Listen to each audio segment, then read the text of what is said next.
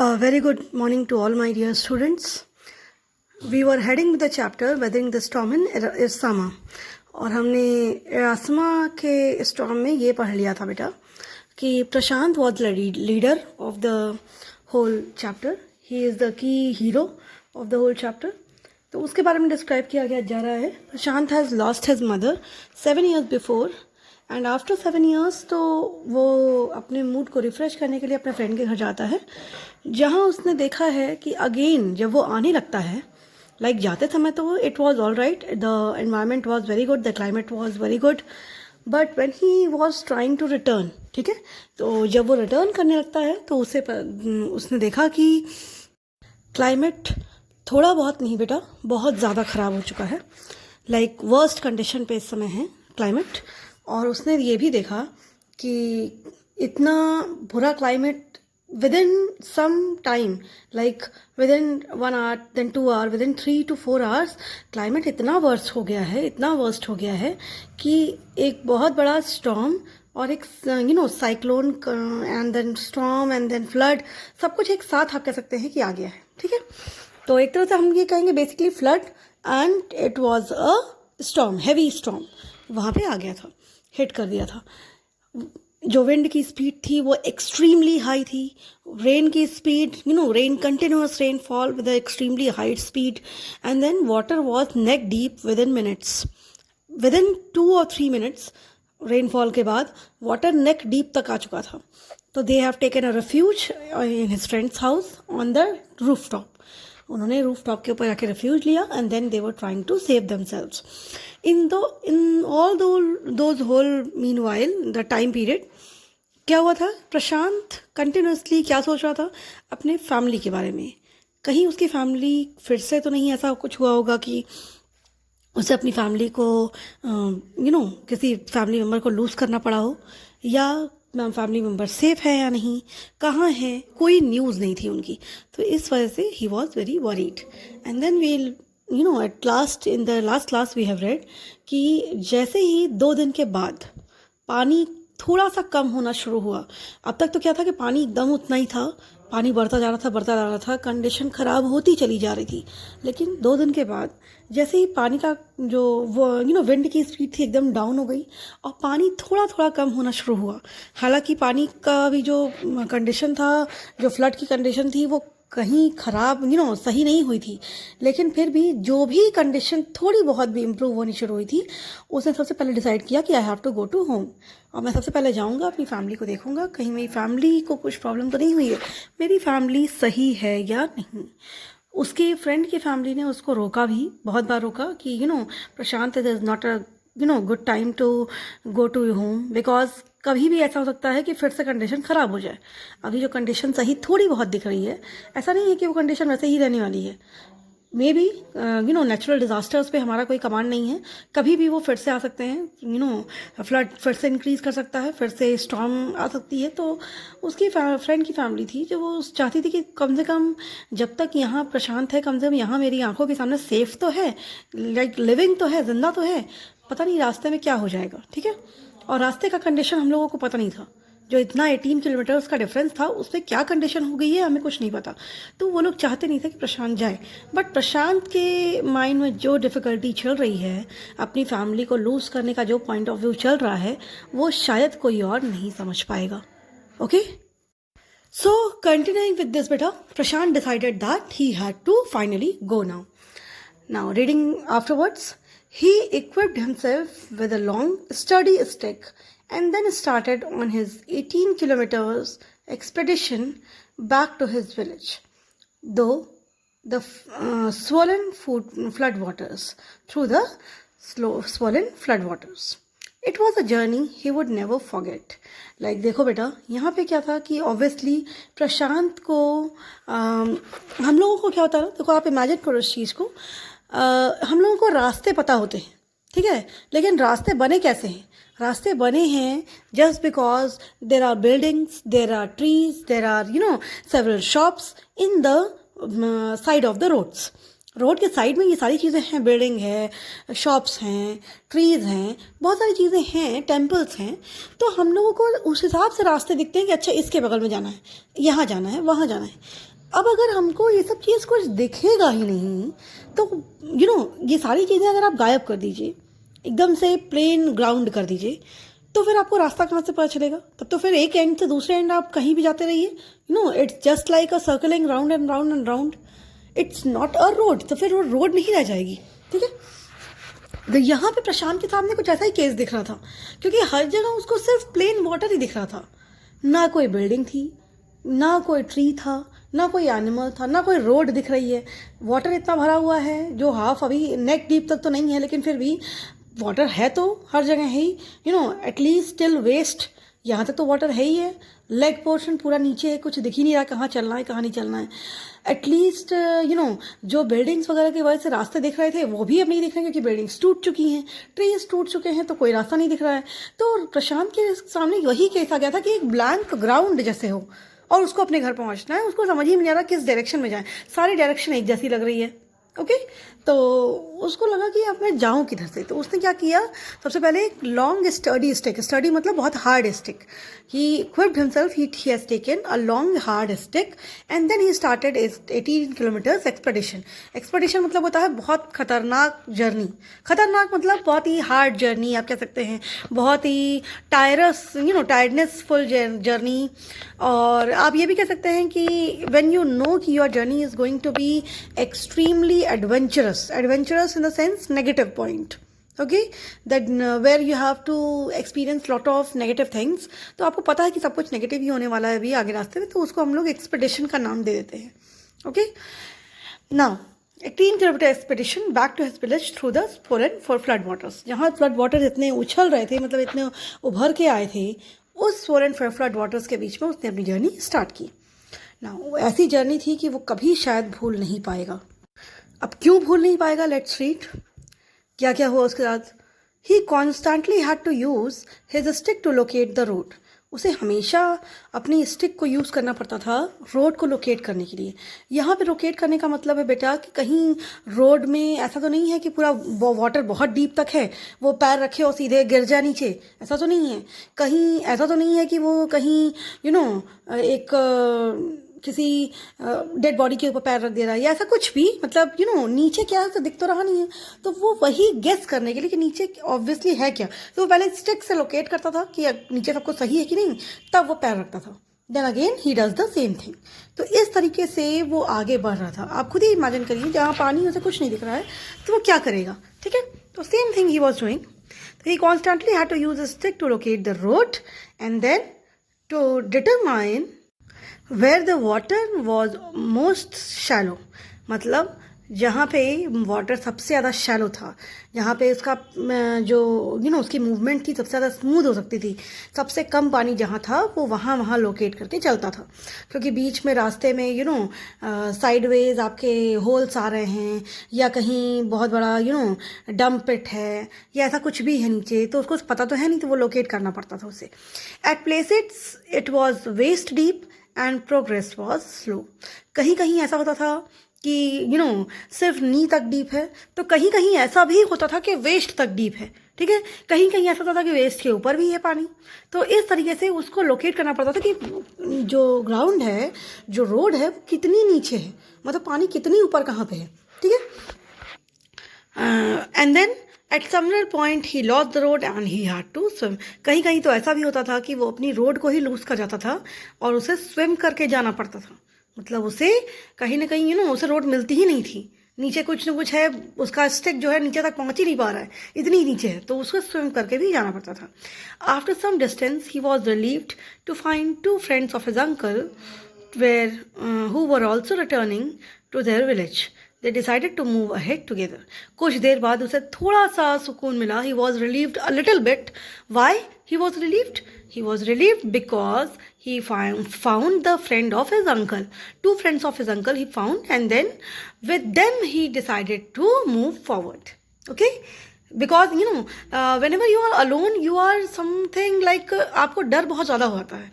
You are afraid a double, in a double parameter. अगर मैं कहूँ तो हम लोग जब भी किसी के साथ होते हैं हमारा डर अपने आप कम होता है। तो यहाँ पे उसने अपने अंकल्स को फाइंड कर लिया, फ्रेंड को फाइंड कर लिया, तो उनको लगा कि अब ये तो भी हमारे ही विलेज जा रहे हैं तो हम लोग अब साथ में चले जाएंगे, तो it will be a little bit easier journey. Now moving on बेटा, as they waded through the waters the scenes they witnessed grew more and more macabre। मतलब जैसे जैसे वो वाटर के थ्रू जाने लगे, आगे बढ़ने लगे, प्रोग्रेस करने लगे, जो जो सीन उन्होंने देखा वो बहुत ज़्यादा डरावना था, बहुत ज़्यादा बुरा था, ठीक है, नेगेटिव था। और डरावना इन द सेंस बहुत ज़्यादा आप कह सकते हैं कि एक पिटीफुल सीन था, ठीक है, जिसपे आप बहुत ज़्यादा सैड फील करो, ऐसा सीन था। तो what were the scenes? Let's see. They had to push away many human bodies, men, women, children, and carcasses of dogs, goats, and cattle that the current swept against them as they moved ahead. जैसे जैसे वो आगे बढ़ते थे, as they were moving forward, what happened was बेटा कि जो कार्कसेस थी, you know, human bodies, this animal bodies की, और जो कॉप्सेस थे वो मतलब यू नो उनके रास्ते में थे। They were all floating around in the waters. और जब वो आगे बढ़ते थे तो वाटर की जो करंट थी, मतलब वाटर का फ्लो बहुत ज़्यादा था, तो वाटर का फ्लो उन डेड बॉडीज़ को इन्हीं लोगों की तरफ पुश किया करता था। तो वाटर का फ्लो पुश कर रहा है, ये लोग अपने से दूर हटा रहे हैं, and it was a very ugly scene. Now you can imagine you are wading through the waters, you are just going through, you are just swimming in the water, and you see you have to push the dead bodies of animal with your hands. It is such a ugly scene, and it is such a ugly, you know, experience to feel with, that the only person who is feeling can explain. Nobody else can explain. ठीक है, तो यहाँ पे उनको ये सब काम भी करना पड़ा, उनको अपने हाथों से डॉग के यू नो डेड बॉडीज़ को, ह्यूमन के डेड बॉडीज़ को साइड साइड करके तब फिर उसमें के बीच से जाना पड़ा वहाँ पे, and then they were feeling very pitiful for this. In every village that they passed, they could barely see a house standing. Prashant now wept loud and long. He was sure that his family could not have survived this catastrophe.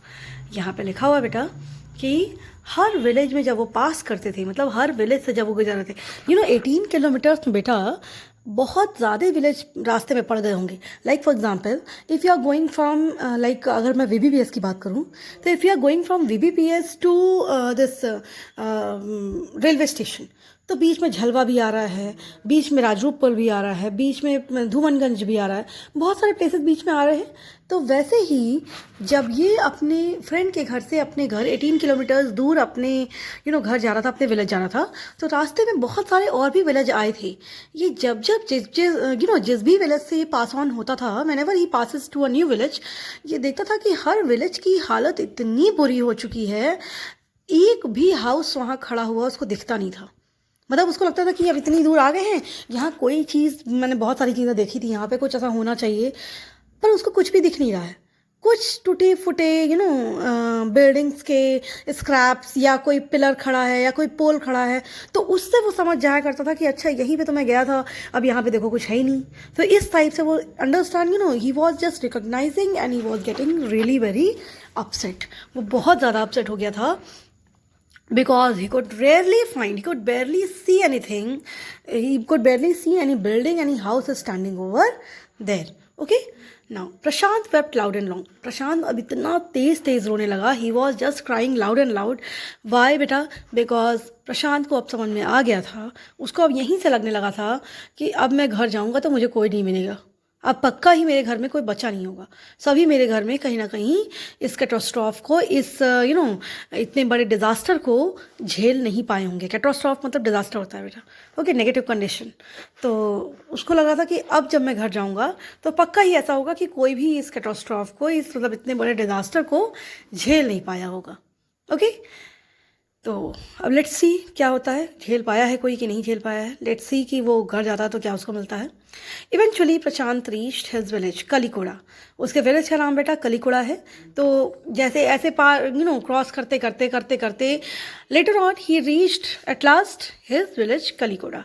ठीक है, his heart went cold where there home once stood there were only remnants of its roof.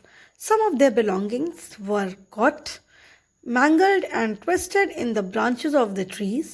Just visible above the dark waters, young Prashant decided to go to the Red Cross shelter to look for his family. ठीक है, कुछ तो जैसे ही वो वहाँ पहुँचा बेटा,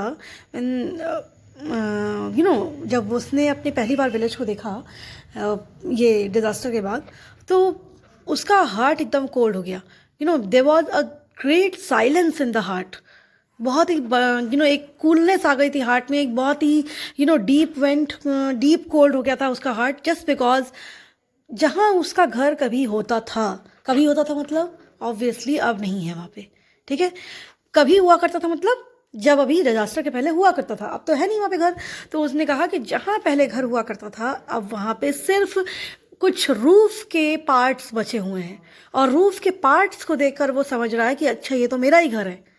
क्योंकि आप अपना घर तो समझ ही जाते हो, ठीक है, अपने घर को तो कोई कैसे भी पहचान जाता है. तो उसने कुछ रूफ के पार्ट्स देखकर समझा कि अरे ये तो मेरा घर है, और ये तो अब घर रह ही नहीं गया, यहाँ तो घर ही नहीं बचा है. तो और कुछ सामान उसने देखे इधर उधर टैंगल्ड थे, लाइक ट्रीज़ वहाँ पे गिरी थी, तो ट्रीज़ से फंस कर कुछ सामान वहाँ पे रह गए थे घर के. तो उस सामान से उसको समझ में आया कि अच्छा ये बिलोंगिंग्स तो मेरे ही घर की हैं, तो ये ज़रूर यहीं पे मेरा ही घर था और यहाँ पे अब कुछ भी बचा नहीं है. ठीक है, लिखा हुआ है some of the belongings were caught mangled and twisted in the branches of trees just visible above the dark waters. Dark waters मतलब इतना गंदा पानी हो चुका है, तो obviously it is a dark colour. तो डार्क वाटर्स के ऊपर ट्रीज में मैंगल्ड हुआ, ट्रीज में फंसा हुआ कुछ उसको अपने घर के सामान भी मिल गए, जिससे उसे समझ में आ गया कि ये मेरा ही घर है. ठीक है, नाउ व्हाट हैपेंड बेटा. अब प्रशांत ने क्या डिसाइड किया कि young Prashant decided to go to the red cross shelter to look for his family.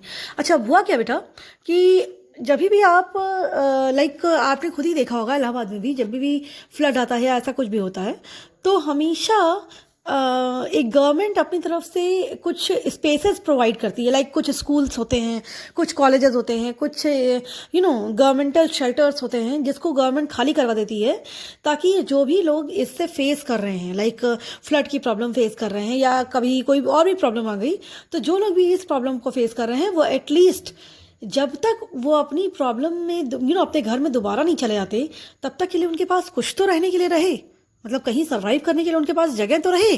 तो ऐसा ना हो कि उनके पास कुछ है ही नहीं. ठीक है, कहाँ पे जाएंगे वो लोग, तो वो लोग कैसे रहेंगे और कहाँ जाएंगे. तो ये सब बस इसी सेंस को यहाँ पे इंट्रोड्यूस किया गया है कि एक रेड क्रॉस शेल्टर में उसने सोचा कि ज़रूर गवर्नमेंट, ये इतना बड़ा डिजास्टर हुआ है, ऑब्वियसली गवर्नमेंट ने कुछ शेल्टर्स तो प्रोवाइड किए ही होंगे, तो चलो हम लोग वहाँ देख कर आते हैं कि क्या है वहाँ पे, कहीं मेरी फैमिली है तो नहीं. वो सिर्फ डर के हर जगह बस घूम रहा है कि यहाँ नहीं है मेरी फैमिली तो कहाँ है. Obviously the second place you will look for your family in the disaster is red cross shelter. हम लोग सबसे पहले अपने घर में ढूंढते हैं, अगर डिजास्टर है तो दूसरी जगह जो हम लोग ढूंढते हैं वो होती है रेड क्रॉस शेल्टर, क्योंकि और कोई तो आपको अपने घर में नहीं रखने वाला. ठीक है, तो obviously government will be the second option. तो इन्होंने जाके रेड क्रॉस शेल्टर में लुक किया. Among the first people he saw in the crowd was his maternal grand mother. अच्छा बेटा, एक बात ये भी आप थोड़ा सा इमेजिन करके देखिए, भले ही कितना भी बड़ा क्राउड हो, नॉट इट डजेंट मैटर कि how much the big crowd is, no matter how much the big crowd is, कितना भी बड़ा क्राउड हो, बट आप अगर अपनी फैमिली को, अपने किसी भी मेंबर को ढूंढ रहे हैं, अगर आपको अपनी मदर चाहिए, अगर आपको अपने फादर चाहिए, आपको पता है कि मेरे फादर यहीं आए हैं, आप उन्हीं को ढूंढ रहे हैं, तो कितना भी बड़ा क्राउड होगा, अगर आपके फादर कहीं थोड़ा सा भी विजिबल होंगे ना, तो आपको सबसे पहले वही दिखेंगे, क्योंकि आप सिर्फ उन्हीं पे फोकस किए ही हैं. ठीक है, तो वो जो हमारा आई फोकस है, वो जो हमारा इटर्नल लव है फॉर द फैमिली, वो कहीं ना कहीं इस डिफ़िकल्ट टाइम में बहुत इफेक्ट करता है. तो इतना बड़ा क्राउड था उस रेड क्रॉस शेल्टर में, लेकिन इसको सबसे पहली जो पर्सन, इसने ये अपनी फैमिली के मेंबर्स को ढूंढ रहा था प्रशांत. तो जैसे ही वहाँ गया, उसको सबसे पहला मेंबर जो देखा अपनी फैमिली का वो था मैटरनल ग्रैंड मदर. तब जाके इसको कहीं थोड़ा सा रिलीफ हुआ कि ओह, कम से कम one is there to tell me about others. क्योंकि प्रशांत तो यहाँ था ही नहीं, प्रशांत को कुछ भी नहीं पता इस विलेज के बारे में, लेकिन जो लोग यहाँ थे एटलीस्ट उन्हें एक दूसरे के बारे में तो पता होगा कि वो कहाँ गए हैं, कैसे हैं, क्या कर रहे हैं. ठीक है, तो he was a little bit relief. आप कह सकते हैं 1% कि ओ माई गॉड, 0 से हम 1 पे तो आए. ठीक है, Weak with hunger, she rushed to him, her hands outstretched, her eyes brimming. It was a miracle. They had long given him up for the dead. अब जैसा कि प्रशांत इतना ज़्यादा परेशान था क्योंकि उसने अपनी फैमिली को 2 दिन से नहीं देखा था, तो वैसे ही प्रशांत की फैमिली भी बहुत परेशान थी. बस डिफरेंस ये था कि प्रशांत अकेला था अपनी फैमिली में और सारी फैमिली आपस में एक दूसरे के साथ थी. ठीक है, लेकिन जैसे प्रशांत को अपनी फैमिली के बारे में कुछ भी नहीं पता कि पता नहीं वो फैमिली में सर्वाइव कर पाई होगी नहीं कर पाई होगी, क्या होगा क्या नहीं होगा, तो वैसे फैमिली भी को कुछ नहीं पता है अबाउट प्रशांत कि प्रशांत पता नहीं वहाँ कैसा होगा, सर्वाइव कर पाया होगा कि नहीं, वहाँ पे फ्लड कैसा कंडीशन में आया होगा, कहीं ऐसा तो नहीं कि प्रशांत को कुछ हो गया. तो ये लोग बिल्कुल होप खो चुके थे कि शायद ही प्रशांत कभी लौट कर आए, मतलब प्रशांत शायद बचा ही नहीं होगा. लेकिन जैसे ही मैटरनल ग्रैंडमदर ने अपने प्रशांत को देखा, she was just like, her eyes were brimming, her eyes were shining out of anything. उनकी आइज़ एकदम शाइन कर रही थी जस्ट बिकॉज शी सॉ प्रशांत. ना वो हंगर से तो वीक थी ही क्योंकि खाना सारा ख़राब हो गया था, अब खाने को कुछ भी नहीं बचा था, इतने 2 दिनों से कुछ खाया नहीं था, तो लेकिन फिर भी एकदम वीक हो चुकी थी. फिर भी वो भागी प्रशांत की तरफ. She has taken Prashant into her arms and everything. She was just shining. It was for her, it was a miracle to find Prashant because the whole family has given up thought that Prashant would ever be able to meet them. Like प्रशांत कभी भी उनसे मिल पाएगा बेटा, ये चीज़ उन्होंने एकदम hope खो दी थी. ठीक है.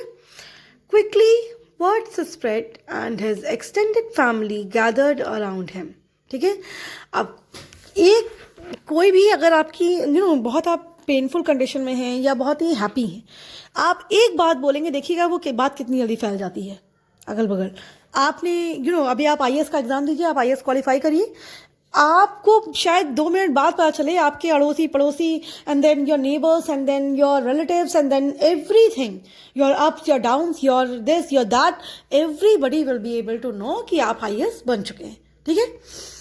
एंड देन वैसे ही यहाँ पे अगर नेगेटिव में भी है, आपके बारे में कोई भी एक नेगेटिव बात हो, आप कहीं पे अपने आप कह सकते हैं कि अपनी फैमिली को आपने डिमोरलाइज किया या कुछ भी ऐसा अपनी फैमिली के लिए नेगेटिव किया है, आपके रिलेटिव्स को पहले पता चल जाएगा, रिलेटिव्स के रिलेटिव्स को उससे भी पहले पता चल जाएगा.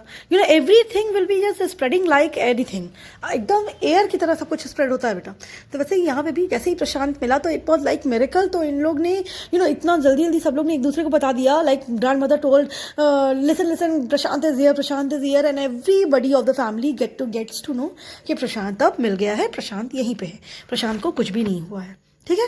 और सब लोग प्रशांत से मिलने के लिए गैदर हुए वहाँ पे और एक टाइट रिलीफ सबको मिला, एक बहुत अच्छा रिलीफ मिला कि कम से कम कुछ नहीं तो फैमिली मेम्बर्स तो हैं साथ में.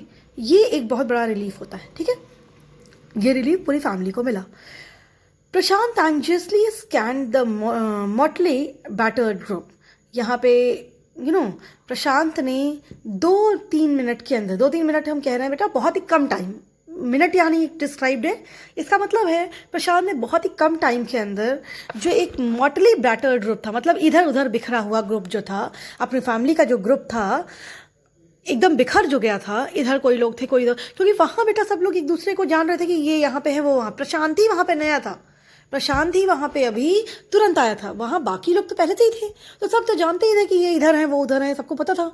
लेकिन प्रशांत अभी तुरंत आया था, प्रशांत को सब कुछ तुरंत देखना था, तो उसने तुरंत ही विद इन नो टाइम उसने क्या किया, सब अपने पूरे फैमिली मेम्बर्स को एक बार स्कैन किया कि मतलब सब हैं क्या नहीं, यहाँ पे कोई मिसिंग तो नहीं है. क्योंकि उसको आप नहीं समझ रहे हैं कितना बड़ा डर था जब से उसने अपनी मदर को लूज़ कर दिया है. तो बस इसीलिए उसने पूरी फैमिली को एक बार स्कैन किया बहुत ही घबराहट के साथ. जो इतनी बिखरा ग्रुप था, इतना बिखरा हुआ पूरा पॉस्चर था, उसको स्कैन किया and then he was relieved. ठीक है. His brother and sisters, his uncle and aunts, they all seem to be there. उसने सबको स्कैन किया और उसने देखा कि उसके भाई बहन, उसके अंकल आंट सब लोग वहाँ पर प्रेजेंट हैं. And then he was relieved a lot. तो फाइनली हम लोग ने ये देखा कि प्रशांत को एक चीज़ तो रिलीफ कर रही है यहाँ पे कि at least he has his family members with him. तो कम से कम इस बात का रिलीफ है प्रशांत को. नाउ विल सी कि how Prashant helps himself and others also to just cope up with the whole disaster. क्योंकि डिजास्टर कम नहीं है, यहाँ पे फैमिली भले ही साथ में है, जैसे हमें तो सब कुछ प्रॉपर चाहिए, प्रशांत की लाइफ में सब कुछ प्रॉपर नहीं है अभी. तो एक फैमिली अब चलो साथ में आ गई है, कम से कम ये एक बेटर पॉइंट है. बट इसके बाद भी अभी प्रशांत की लाइफ में सब कुछ एकदम परफेक्ट नहीं है. ठीक है, तो let's read in the further classes कि अब प्रशांत अपनी लाइफ में सब कुछ ठीक कैसे करेगा, क्या कितना टाइम लगेगा, क्या होगा, क्या वो इस पूरे डिजास्टर से कोप अप कर पाएगा या नहीं जो उसने लॉस किया है. अपना पूरा घर लूज कर दिया है, खाना पीना है नहीं, और खाना पीना ऐसा बर्बाद हो चुका है कि अब फर्दर में भी कब तक मिलेगा कुछ पता नहीं है. पता नहीं क्या होगा आगे, क्या नहीं होगा. Let's see in the next classes. Okay, so today only this much बेटा. Thank you.